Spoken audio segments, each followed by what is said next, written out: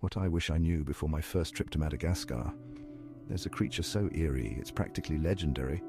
With its glowing, saucer-like eyes and oversized, bat-like ears, the eye looks like it stepped out of a ghost story.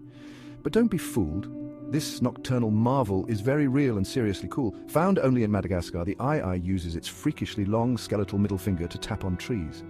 It's on the hunt for insects hiding in the wood. Talk about finger food. Laugh. Despite its creepy looks, the eye is just trying to make a living, eating everything from bugs to fruit and even fungi. Sadly, local folklore paints it as a bad omen, leading to its persecution. Listed as endangered, the eye is a nighttime mystery we need to protect. So next time you hear a tap in the dark, don't be scared. Just think of the eye, nature's own ghostly little gardener.